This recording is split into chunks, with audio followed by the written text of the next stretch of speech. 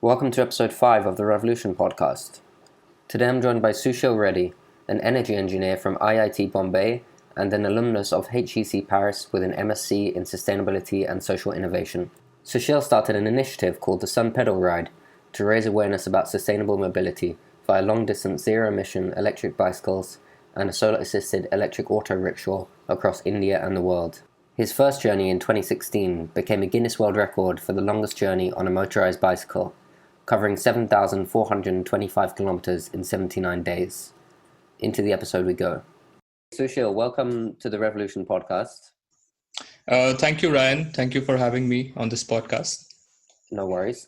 So before we really get into the questions, I'd be really interested in learning a little bit about your background, both life experience, but also your background in sustainability. Sure.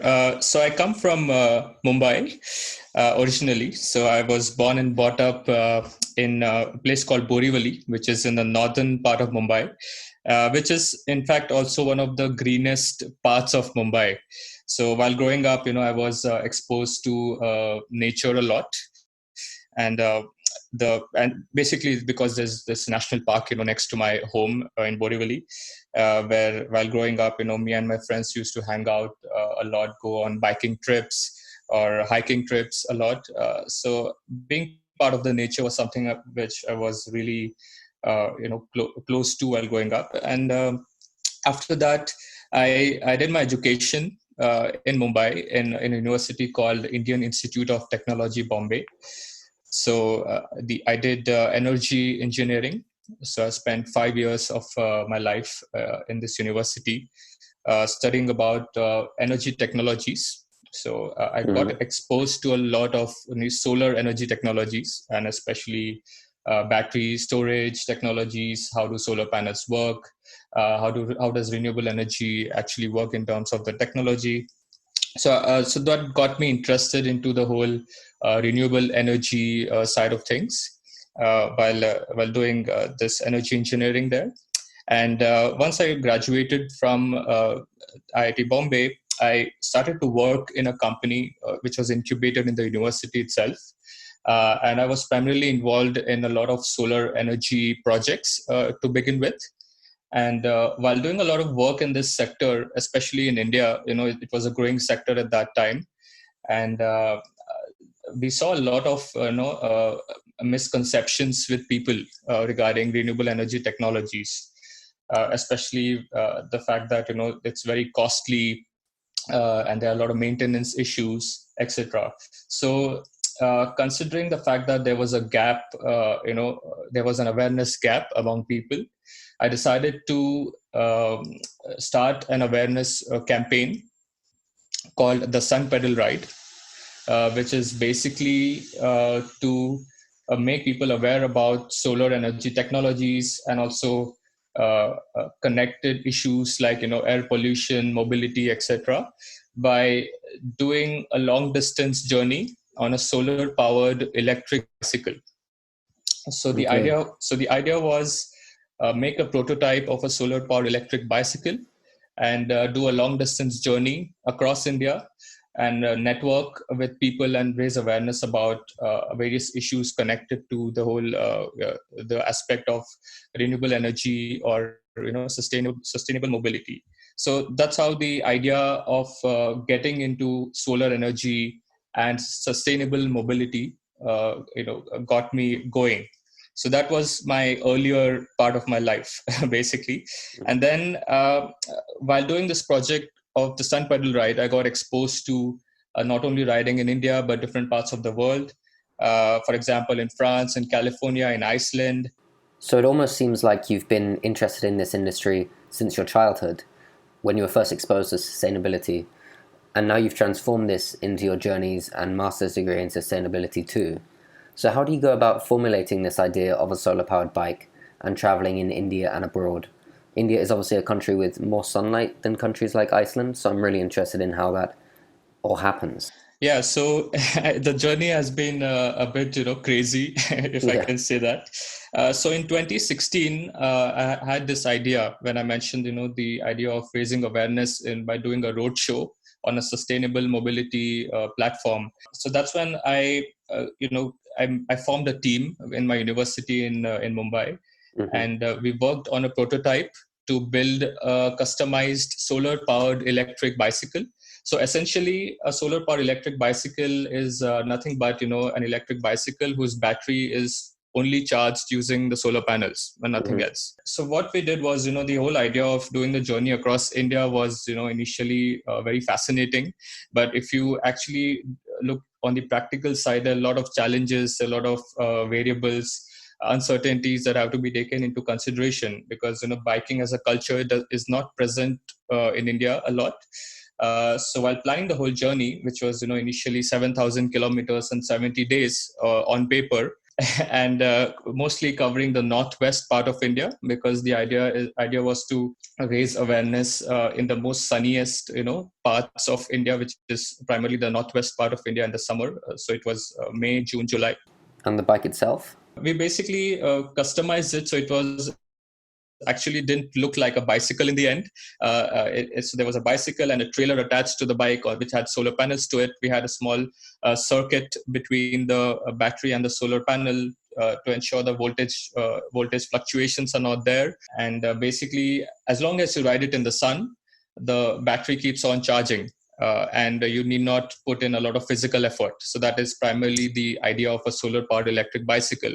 So I was basically riding in the sun throughout the day, approximately 100 kilometers every day on an average. And out of that, almost 80 to 90 kilometers was completely solar powered, and the rest of the 10 kilometers was physical power. So the idea was 90% of the journey was only using solar power, using the motor and the battery. The smaller part was still a physical effort, because in the later part of July we had monsoon. So we didn't have some sunlight in the end, but we kind of pushed the whole journey to finish it on time. So in the end, the statistics read 79 days, 7,424 kilometers, and passing through 9 states in India. So these were the stats, and it also became a Guinness World Record for the longest journey on a motorized bicycle. And this actually increased the the visibility of the awareness cause itself. And I got connected to a lot of companies outside of India to kind of do a similar journey of awareness using a same medium of a solar powered electric bicycle. So I was invited to France, to California, and recently to Iceland. So I'll maybe explain a bit about Iceland, because it was a unique country. Exactly. Yeah. So in Iceland, there's a conference called Energy Branding Conference. Okay. And it happens every year in Reykjavik. And the conference organizers got in touch with me, and they said, we have this conference called Energy Branding, and we want somebody to ride an electric bicycle powered using solar panels around the Route 1 of Iceland. And that's how the idea came up. And the journey would finish at the conference, and I could share my experiences of the journey at the conference. So I was excited because for me, coming from India, Iceland is very unique. It's actually a country that is actually known for its sustainability, especially because of its geothermal activity, which is very unique to Iceland. Yeah, exactly. And in fact, they have electric vehicle charging stations as well, which are powered using geothermal energy. So it's in fact clean in a lot of in the real sense, because the source itself is geothermal energy, and they're really gifted in that way. And so for me, the experience was very unique. So it was approximately 1,300 kilometers in 2 weeks, and I was riding a bicycle which was customized, an electric bicycle which was customized by IKEA in Iceland. Okay. So IKEA had, I was working with IKEA to design a solar powered electric bicycle. And, we had this funny conversation that, Iceland doesn't have sun. I mean, to be very frank, there's not much sunlight in Iceland. So we just had, 2 to 3 hours of sunlight every day. and this was September time, so it was not the ideal summer. Mm-hmm. But we came up with a design where we had some extra batteries just in case we run out of solar power. But I finished the journey. It was a really different, unique experience. I faced a lot of headwinds, tailwinds, all kind of winds, because Iceland, you have there's nothing stopping the wind over there, right? Mm-hmm. Just an island, yeah.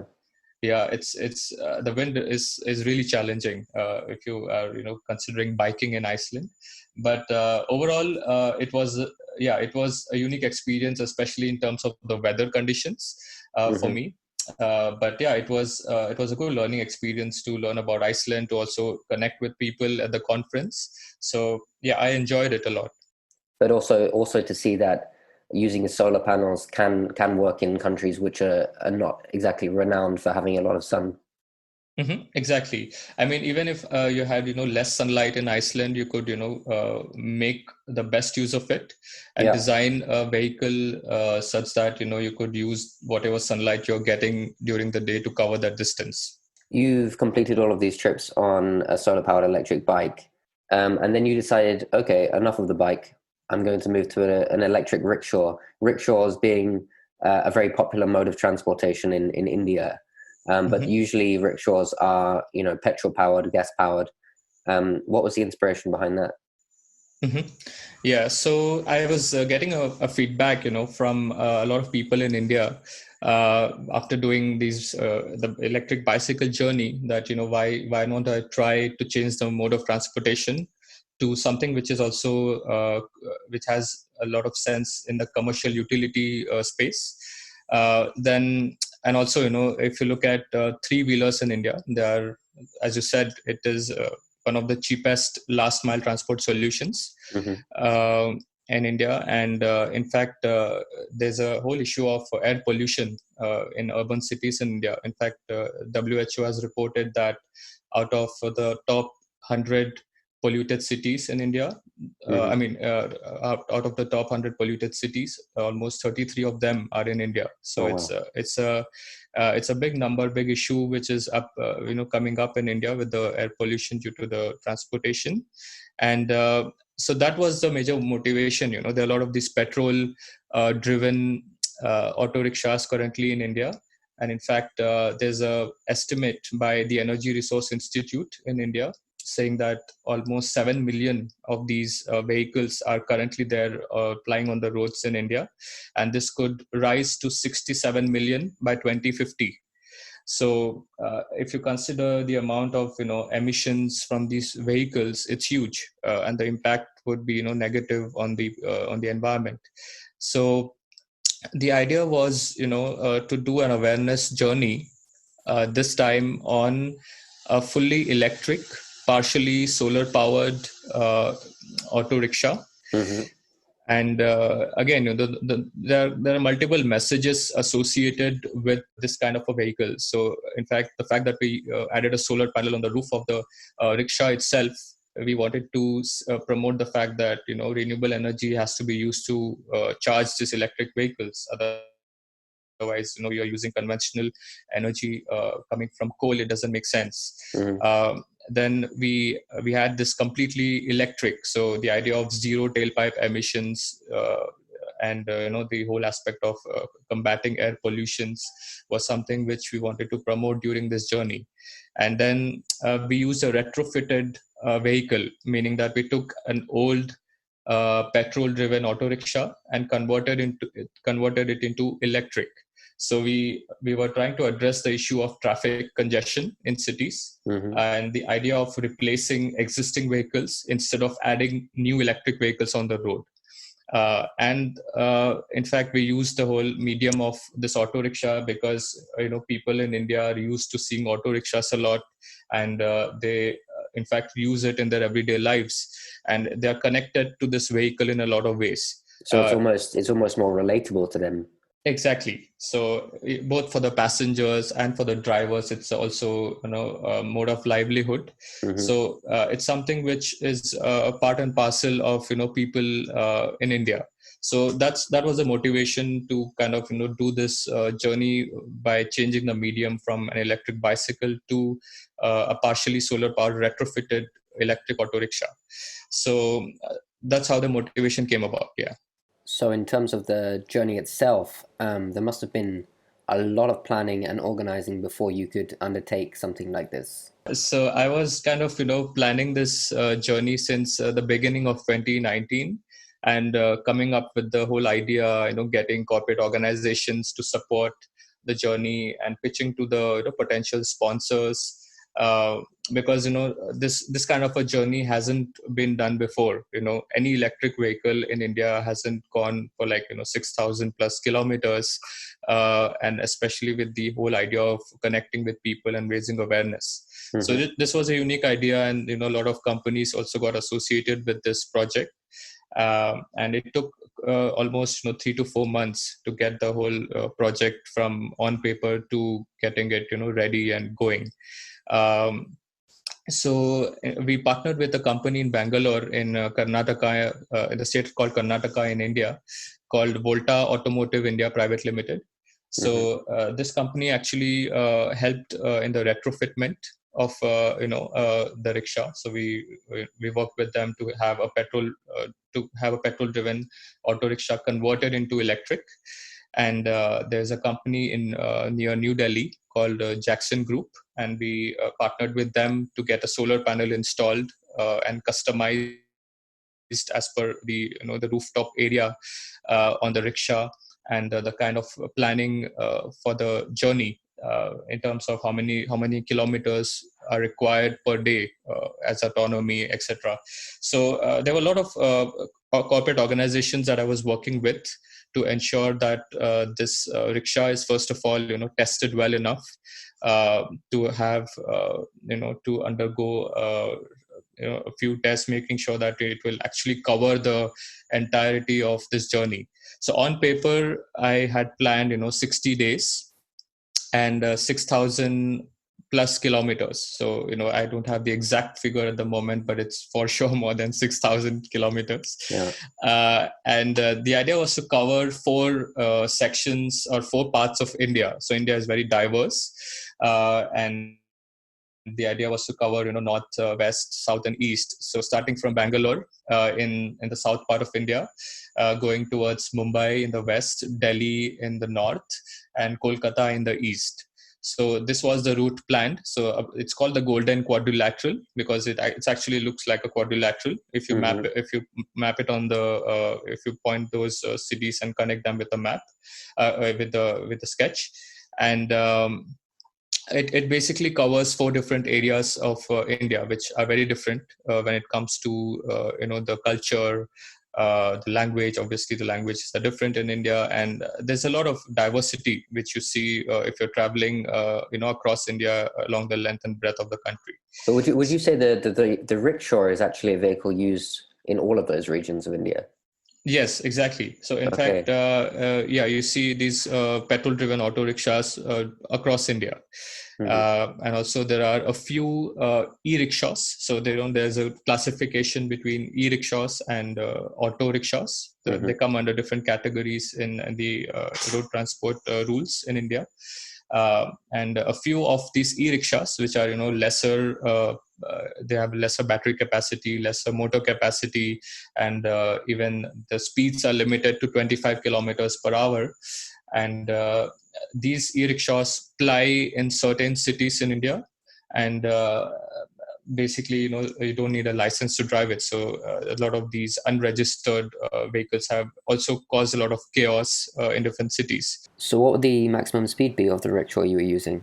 The maximum speed is approximately 55 kilometers per hour, so which is comparable to the petrol-driven auto rickshaws, basically. So we did not compromise on the performance parameters. If you look at a similar petrol-driven auto rickshaw, and the load carrying capacity is 400 kilograms. So you have 1 driver, 3 passengers, and you have some extra luggage that you can carry. And if you look at inclination, going uphill, it can easily go uphill with full load and with full speed up to 10% gradient. Okay. and that could depend on many conditions, but this is an average number. And in terms of the operating expense, that's where EVs stand out, right? So the operating expense of this is almost 70 to 80% less compared to a similar performing petrol-driven auto rickshaw. So once you've actually made the vehicle, the lifetime cost would actually be much lower. Exactly. So if you look at the total cost of ownership, although the capex is high, a bit high, I would say 20 to 30% higher compared to a similar performing petrol-driven auto rickshaw. Over the lifetime, the OPEX is quite low. So even for the drivers, they end up earning a lot more on a monthly basis, because there's low maintenance cost, there is no gear, there's no clutch. So you're spending less on the maintenance and also on the fuel expenses that you save on a lot. So it's just the electricity pricing or the electricity cost that you are using to charge these rickshaws that you're paying for. So overall, the total cost of ownership reduces a lot. So that's the advantage of, and that again connects to the social impact. Well, the social impact was actually the next topic I wanted to touch upon. What was the response from local communities, and were there any people that wanted to try out the rickshaw for themselves? Yeah, so a lot of that happened actually, and that was the entire aim of the project, right? So it wasn't just doing a 6,000-kilometer journey across India, proving that this kind of an electric vehicle can actually go the distance. So and obviously that was one of the aims, because people have a lot of misconceptions about range. And is it really actually practically possible for an EV to run in India, considering the lack of charging stations and all of that? So a lot of those myths and misconceptions, which we try to address by doing this long distance endurance journey. So there were no issues, on the technical front. We did face some mechanical issues, which is quite normal, if you consider road conditions in India, and also considering the fact that this was an old petrol-driven auto rickshaw. But we had a lot of interesting conversations on the road with people. And wherever we stopped, we had people try the rickshaw, drive the rickshaw, how it works, be a passenger, and in fact, we had a lot of positive feedback from people who, as passengers, there's a lot less noise. As by sitting as a passenger in an auto rickshaw, because usually in a petrol-driven auto rickshaw you hear the sound of the engine, right? And it's very open, right? It's not an enclosed space. The auto rickshaw is quite open, and so that was one of the biggest advantages as a passenger. First of all, you feel cooler because of the solar panel on the roof, and there's a lot less noise pollution coming out from the vehicle.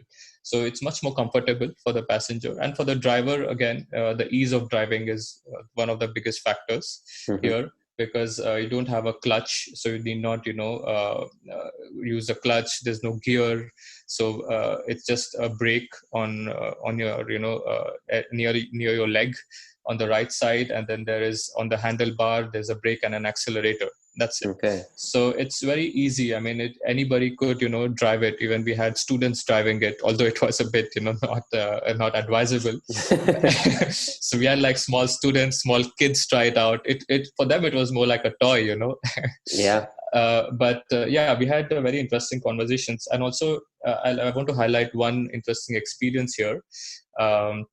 In fact, in a city called Surat in Gujarat, there is this initiative called Pink Auto Service, which is basically a municipal corporation initiative of the city to have women-only drivers driving pink-colored petrol-driven auto rickshaws who carry only women passengers. And it's primarily for safety and women empowerment as a part of the initiative of the city. And while doing this journey, me and my team, we met a lot of these women drivers in an event, an awareness event, and we gave test drives to these women when it comes to this electric auto rickshaw. and they really loved it because they used to complain about there's injuries in their wrist, on the handlebar. You have to always change the gear and the clutch. So they used to always complain about their wrist being injured. So they really enjoyed the whole experience of the ease of driving, basically. And are there any future plans? We are in touch with them at the moment to see how we can transition their fleet into electric. And not only in Surat, in that particular city, but there are many cities across India which have similar initiative to empower women in the cities, and also give them a livelihood medium. And as with the whole idea of electric auto rickshaws, it only makes their lives easier.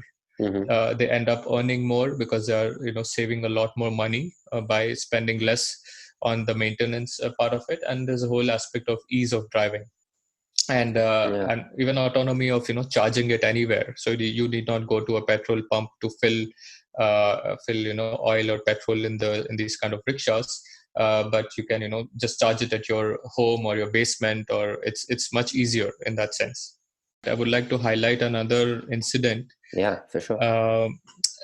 So we met a lot of auto rickshaw drivers along this journey, because we wanted them to actually drive the rickshaw and give us feedback, and also maybe get contacts of auto rickshaw unions across the country, and see if you could partner with them to get their fleet converted into electric.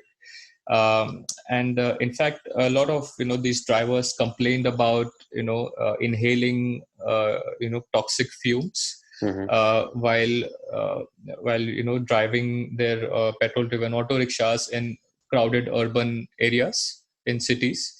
And in fact, since it's not a closed body, it's all open, so these drivers are exposed to a lot of fumes, toxic fumes, and it's an effect on the health in the end. So this was one of the aspects we highlighted. We met a few auto unions, we met the transport commissioners across different cities along the way, who basically help in the policy making as well. So we are trying to connect with and work with a lot of these people that we met during the journey, and come up with a plan to try and push the whole conversion of petrol into electric. Also looking, highlighting the economic opportunity, not just sustainability in terms of environment, but there's also an angle of the saving of costs in the end. And India being a cost conscious market, it's always important to also push the cost saving aspect when you are pushing a solution, and also obviously highlighting the sustainability side of things. So you almost have to emphasize the business potential first, and then maybe, as you say, you can then start talking about sustainability and the impact that can have. Because I think that's actually maybe the issue a lot of people have with this. They think sustainability is great, but unless I see the impact in my lifetime, is it really worth it? But if you're also suggesting that there's some business potential there, then I think it's almost two birds with one stone. Yeah, you're exactly right, Ryan. So even while doing the journey, we met a lot of people along the way, and the only question that the frequent question when we were asked was how much does it cost in the end. So people were really interested to know the cost aspect of it, if they can have any financing solution. That is another challenge currently in India when it comes to electric vehicles. They are obviously priced at a premium pricing for Indian market. So there are a lot of solutions in the financing sector that have to be clubbed with in the automotive sector to come up with innovative financing for faster adoption of these vehicles. Have you noticed, or do you think in the future there will be a push towards electric fleets where entire companies are using electric rickshaws rather than petrol rickshaws? Yeah, exactly. In fact, this is already happening in a few cities in India. Okay. So if you look at platforms like Uber, or there's a competitive platform called Ola in India. Okay. So there's this initiative by this company Ola called Ola Electric Mobility Initiative, and they are pushing towards making their fleet into electric. So not only auto rickshaws, but also they have four-wheel vehicles, two-wheelers. So there's a whole transition aim for the companies like these to have their fleets converted into electric. And in fact, recently, Amazon India, they announced that they'll have 10,000 electric vehicles for delivering the goods by 2025. So Okay. you see this happening with logistics companies in India as well. So converting their fleet into electric. So the transition is already happening, and and obviously it makes a business sense. Shared electric mobility is something which makes a business sense for these businesses to get converted into electric fleets. And are there any government initiatives or subsidies in place to promote this? Mhm. Yes, in fact, the Indian government has this subsidy scheme called FAME, FAME, which stands for Faster Adoption and Manufacturing of Electric Vehicles. Okay. And this subsidy scheme is currently in its second 5-year plan. So from 2019 to 2024, there is a capital allocated to this subsidy scheme, and there is an upfront subsidy given to the end consumer depending on different parameters of the electric vehicle. So if you buy an electric vehicle of a certain specification of the battery, motor, etc., a certain category, you get a direct subsidy. So you get a discount when you on the capex Hmm. when you buy it. So these subsidies are going to be in place for the next 5 years. Um, and yeah, government has actually pushed a lot of even the companies which want to install charging stations. So they are being given discount on the land, on the rental of the land to install solar install these charging stations. So we see a lot of push from the government as well. Yeah. I'm really interested in, you've obviously had a lot of experience now, both with the electric bike and the electric rickshaw, and you've traveled across India, across Europe, spreading your message and hearing people's perspectives. Would you have any advice for businesses or individuals who are looking to transition into electric in the future? I mean, so I think it's see, ethically it makes sense, right? If you look at how electric vehicles help in reducing air pollution, Hmm. that is something which even people are realizing nowadays. If you look at the cleaner air, especially with the whole situation that we are facing today, with COVID, people have realized that there's a potential for cleaner air if we kind of switch to something less polluting. Hmm. So I think this whole situation currently that we are facing will definitely make people think and be conscious of the environment. And the push towards electric vehicles should be definitely there. So for individuals, I think I would say obviously there is a cost aspect associated with it. So but you have to have a long-term vision, and if you have to look at the entire total cost of ownership, for example, not just look at the capex when you're buying an electric vehicle, uh, and also look at the environment benefits that you're getting out of it. And for businesses, I mean, it's a no-brainer that you see a lot of these shared mobility initiatives that are coming up, and fleets getting converted into electric. And it makes I mean, there are a lot of research done about it making so the whole fleet services, when they are converted into electric, it only makes it more profitable as a business. So yeah, I mean, this should generally motivate people to get into electric, I feel. Yeah. Well, I think that's great advice. So Sushil, you're finishing your masters this summer. What are your future plans? Are you hoping to stay in this industry? And are you planning any future trips?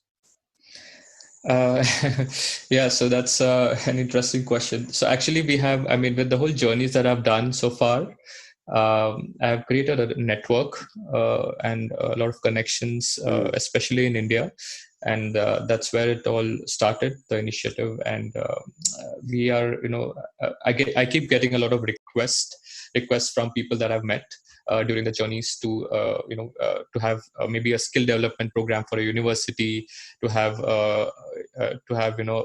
one of the vehicles getting converted into electric. So there's a lot of these projects that keep coming to me, and I'm catering to these projects at the moment to see what best I can do, and help the network that I've built with this with the series of journeys that I've done.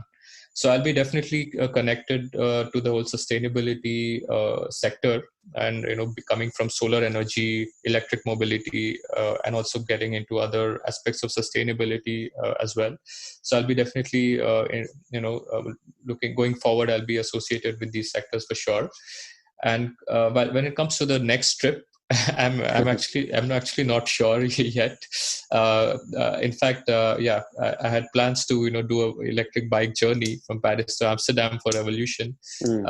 But let's see, whenever that happens, I would definitely be interested to do a journey again, and in fact, be a part of Revolution whenever it happens for sure. Yeah, I know we'd love to welcome you, whether that's in person or even digitally. Yeah, I would love to be a part of Revolution for sure. Okay, Sushil, I think that's everything from my side. Thank you so much for joining the podcast. Thank you, Ryan, for this opportunity to share my experiences.